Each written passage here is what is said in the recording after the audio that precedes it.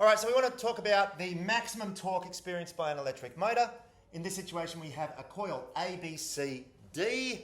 I have a coil here, ABCD. We have a power supply in orange. Long line is positive, short line is negative.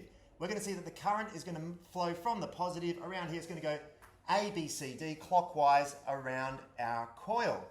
Using our right-hand palm rule, we know that our field is to the right.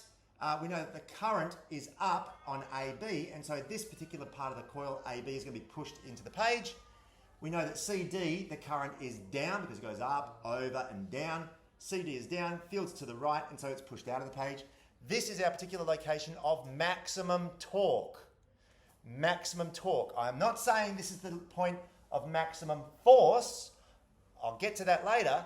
This is the point of maximum torque on the coil, which is different to maximum force on AB. The force on AB is actually not going to vary a tremendous amount throughout the entire cycle, but the torque is maximum here, and it will not be maximum 90 degrees from now. And we'll get to that in a moment, right? Let's talk about, or let's discuss what's going on here for torque. We've said previously that torque is equal to F multiplied by R.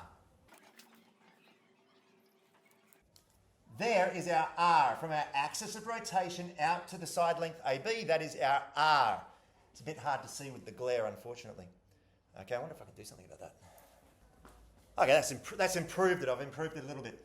Okay, so there's our R from the axis of rotation over to the length AB. That's going to be our R. So what is the force? The force is equal to the magnetic force applied to this current carrying conductor. Bill, or ILB, or IBL, or whatever it is in your formula and data sheet.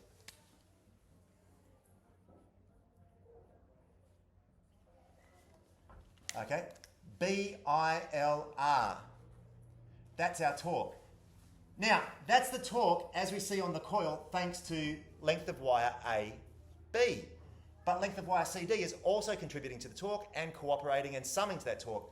So there's the torque because of AB, there's the torque because of CD, they cooperate, they sum, and so as was said by the student, it's actually double this. So T for the whole coil is two of those,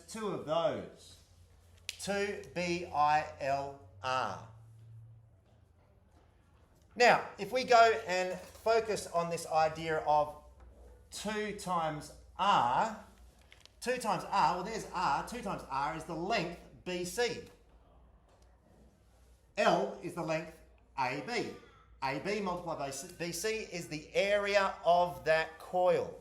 So we can take the 2, the L, and the R, and we can multiply them out and we get area. So let's do that. Now, of course, this imaginary motor has only got 1 turn in this coil, but if we had 2 turns in the coil, it'd be twice as much torque. If we had 3 turns, 3 times as much. So the number of turns of wire around the coil gives us a multiplier for the torque experienced by the coil. And so with that in mind, we get the maximum torque experienced by the coil in this magnetic field is equal to BAIN, Bain. Now, I made a comment a little while ago. I said this is the maximum torque by that rotation. The torque being experienced by the coil is maximum when it's orientated like this. The torque being experienced by the coil is minimum when it rotates through 90 degrees.